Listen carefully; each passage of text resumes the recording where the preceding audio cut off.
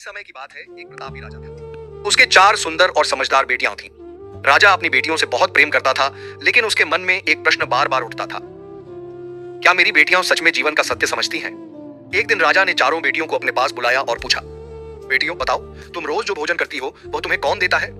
तो 3 बड़ी बेटियां तुरंत बोली, पिताजी, भोजन तो आप ही हमें देते हैं, आपके बिना हम क्या खा सकते हैं? राजा यह सुनकर प्रसन्न हुआ, लेकिन चौथी बेटी चुपचाप खड़ी रही। राजा ने आश्चर्य से पूछा, तुम कुछ क्यों नहीं बोली बेटी? तुम्हें कौन भोजन देता है? चौथी बेटी ने शांत स्वर में कहा, पिताजी, आप माध्यम हैं, लेकिन असल में हमें भोजन ईश्वर देता है। हम सब भगवान के दिए अन्न पर ही जीवित हैं। यह सुनते ही राजा का चेहरा क्रोध से लाल हो गया। उसे लगा कि बेटी ने उसके सम्मान को ठेस पहुंचाई है। गुस्से में राजा ने सैनिकों को आदेश दिया, इस लड़की को दूर जंगल में छोड़ आओ। मजबूर सैनिक राजकुमारी को घने जंगल में छोड़कर लौट आए। अकेली राजकुमारी डर और दुख के बीच जंगल में भटकती रही। भूख और थकान से उसका हाल बुरा हो चुका था। तभी उसे एक कमजोर सी आवाज सुनाई दी, पानी कोई है क्या? आवाज का पीछा करते हुए वह एक छोटी सी झोपड़ी तक पहुंची। अंदर एक बूढ़ा व्यक्ति दर्द से कराह रहा था। राजकुमारी तुरंत पास के झरने से पानी लाई और बूढ़े को पिला दिया।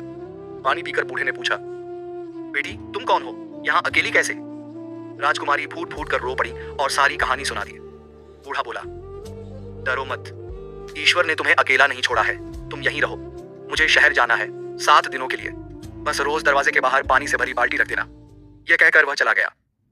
राजकुमारी रोज नियम से पानी से भरी बाल्टी रखती। हर सुबह वह देखती कि बाल्टी के पास एक चमकता हुआ अनमोल रत्न रखा होता। ऐसा लगातार 7 दिन हुआ। अब उसके पास 7 अद्भुत रत्न थे। 7वें दिन बूढ़ा वापस लौटा। राजकुमारी ने सारी बात बता दी। बूढ़े ने मुस्कुराकर कहा, यह सब गौ माता की कृपा है। वह पानी पीकर तुम्हारे कर्मों का फल छोड़ जाती थी। ये रत्न साधारण नहीं है, इनकी कीमत आंकी नहीं जा सकती। राजकुमारी ने कुछ रत्न बेचकर उसी जंगल में एक भव्य महल बनवा लिया। वह खुद उस राज्य की रानी बनी, दयालु, न्यायप्रिय और विनम्र। कुछ समय बाद राजा तक यह खबर पहुंची कि जंगल में कोई ऐसी रानी रहती है जो अपार धन की स्वामिनी है।